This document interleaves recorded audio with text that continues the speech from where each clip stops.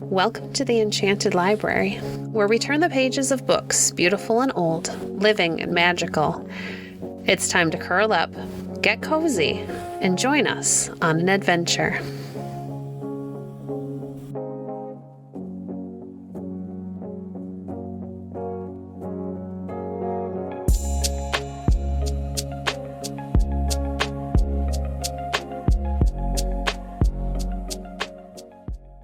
Today we're reading from a new book called Beautiful Joe by Margaret Marshall Saunders. This book is a personal favorite of mine and one that I read nearly the covers off of when I was a young person. So I hope you enjoy this story. Chapter 1. Only a cur. My name is Beautiful Joe, and I am a brown dog of medium size. I am called Beautiful Joe, but not because I am a beauty.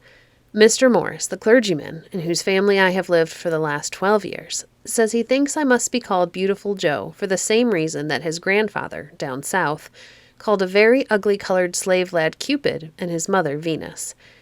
I do not know what he means by that, but when he says it, people always look at me and smile. I know that I am not beautiful, and I know that I am not well-bred. I am only a cur. When my mistress went every year to register me and pay my tax, and the man in the office asked what breed I was, she said part fox terrier and part bull terrier, but he always put me down a cur. I don't think she liked having him call me a cur. Still, I have heard her say that she prefers curs, for they have more character than well-bred dogs. Her father said she liked ugly dogs for the same reason that a nobleman at the court of a certain king did, namely, that no one else would. I am an old dog now, and am writing, or rather getting a friend to write, the story of my life.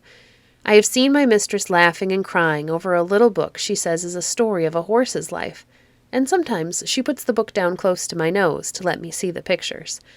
I love my dear mistress. I can say no more than that.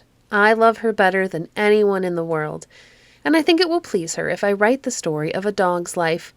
She loves dumb animals, and it always grieves her to see them treated cruelly. I have heard her say that if all boys and girls in the world were to rise up and say that there should be no more cruelty to animals, they could put a stop to it. Perhaps it will help a little if I tell a story. I am fond of boys and girls, and though I have seen many cruel men and women, I have seen few cruel children. I think the more stories there are written about dumb animals, the better it will be for us. In telling my story, I think I had better begin at the first and come right on to the end. I was born in a stable on the outskirts of a small town in Maine called Fairport. The first thing I remember was lying close to my mother and being very snug and warm. The next thing I remember was being always hungry. I had a number of brothers and sisters, 6 in all, and my mother never had enough milk for us. She was always half-starved herself, so she could not feed us properly. I am very unwilling to say much about my early life. I have lived so long in a family where there is never a harsh word spoken, and where no one thinks of ill-treating anybody or anything, that it seems almost wrong even to think or speak of such a matter as hurting a poor dumb beast. The man that owned my mother was a milkman. He kept 1 horse and 3 cows, and he had a shaky old cart in which he used to put his milk cans. I don't think there can be a worse man in the world than that milkman. It makes me shudder to think of him.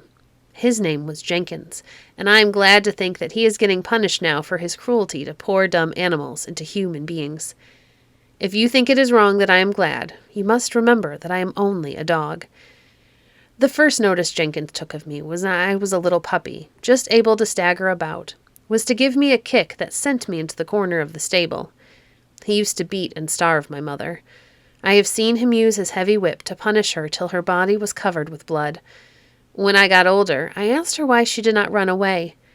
She said she did not wish to, but I soon found out the reason she did not run away was because she loved Jenkins.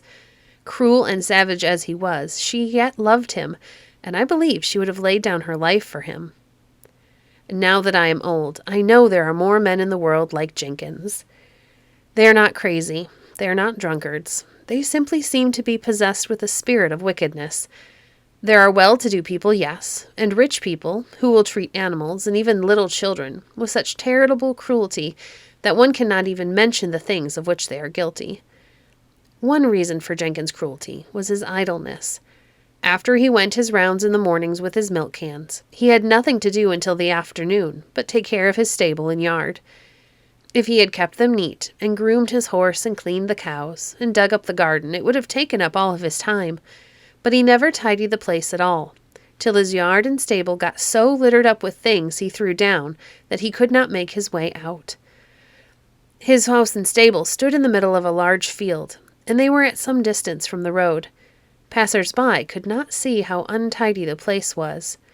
Occasionally a man came to look at the premises and see that they were in good order, but Jenkins always knew when to expect him and had things cleaned up a little. I used to wish that some of the people who took milk from him would come and look at his cows. In the spring and summer he drove them out to pasture, but during the winter they stood all the time in the dirty, dark stable, where the chinks in the wall were so big that the snow swept through almost in drifts. The ground was always muddy and wet. There was only one small window on the north side, where the sun shone in for a short time in the afternoon. They were very unhappy cows, but they stood patiently and never complained, though sometimes I know they must have nearly frozen in the bitter winds that blew through the stable on winter nights. They were lean and poor and were never in good health. Besides being cold, they were fed on very poor food. Jenkins used to come home nearly every afternoon with a great tub in the back of his cart that was full of what he called peelings. It was kitchen stuff that he asked the cooks at the different houses where he delivered milk to save for him.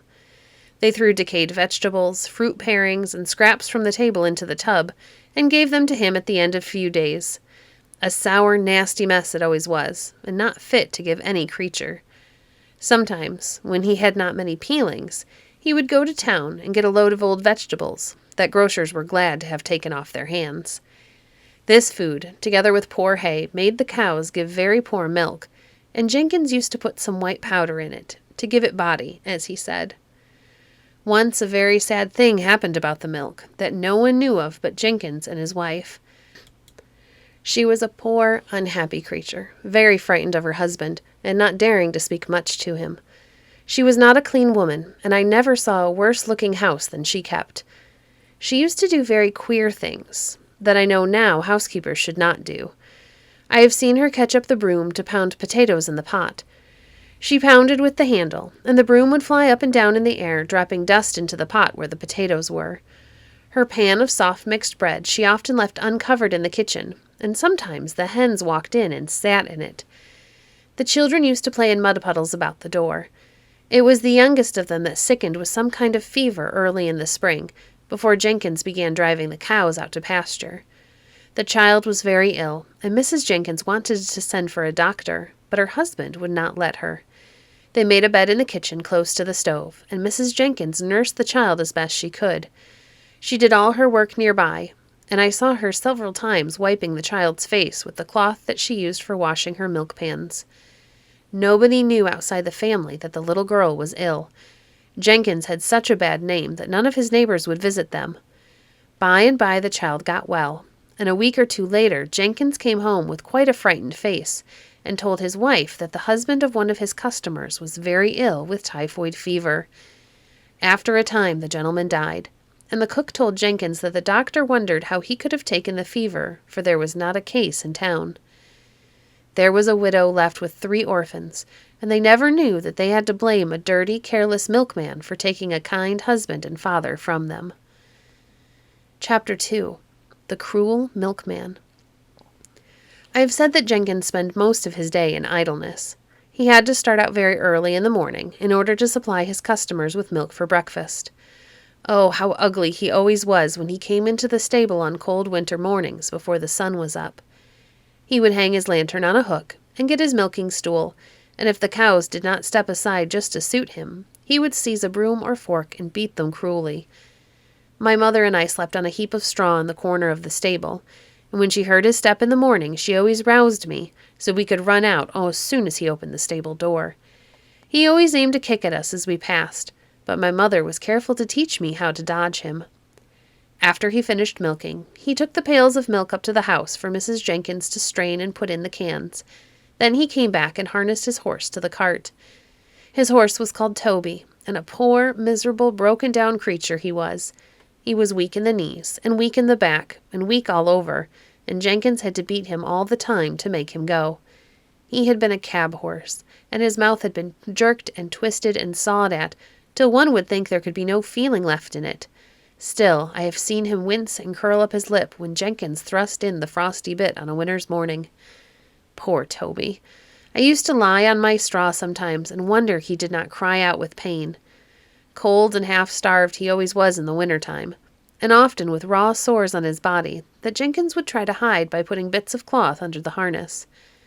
But Toby never murmured, and he never tried to kick and bite, and he minded the least word from Jenkins, and if he swore at him, Toby would start back or step up quickly. He was so anxious to please him.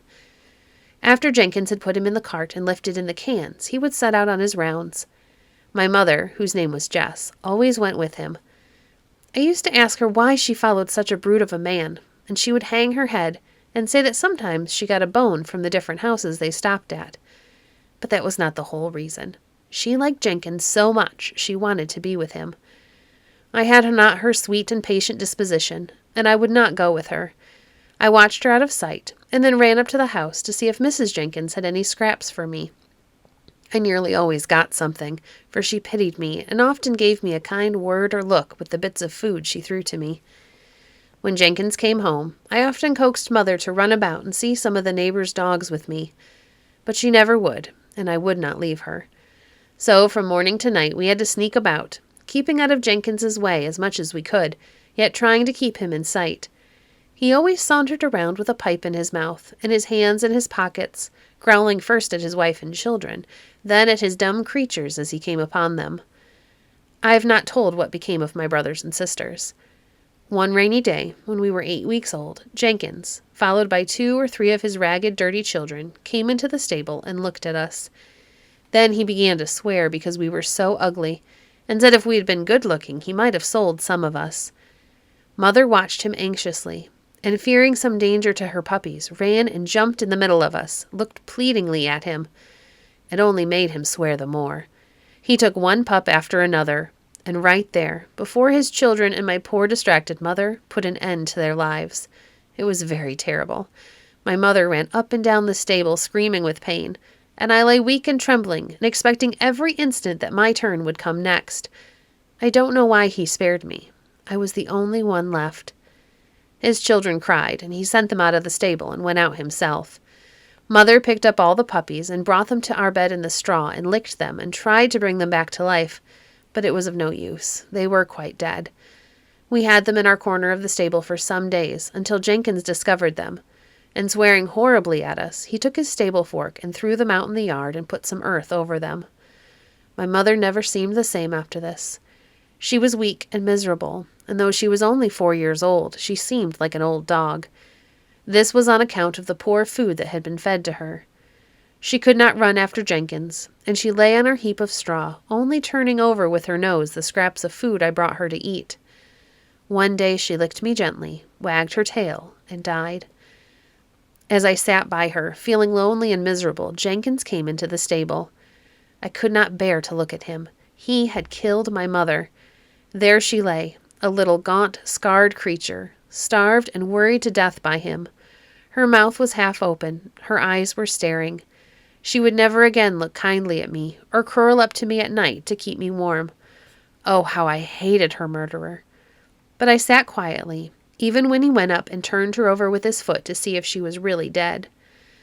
I think he was a little sorry, for he turned scornfully toward me and said, "She was worth 2 of you. Why didn't you go instead?"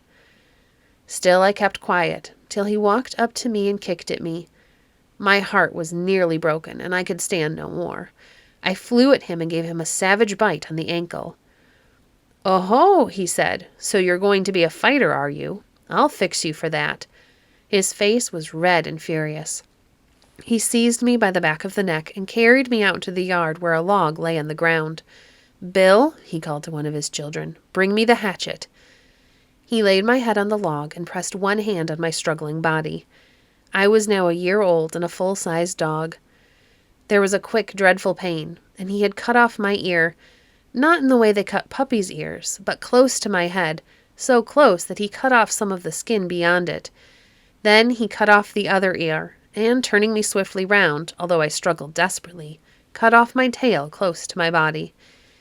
Then he let me go, and stood looking at me as I rolled on the ground and yelped in agony. He was in such a passion that he did not realize people passing by on the road might hear me. Thank you for joining us today. If you enjoyed today's episode, please leave a review on your favorite podcast platform and share our podcast with a friend. Visit our website at www.enchantedlibrary.net to see our past books or to connect with us on Facebook. If you'd like to support the work we do, you can visit our Patreon page at patreon.com/enchantedlibrary. We appreciate your support. Until next time, friends, happy reading.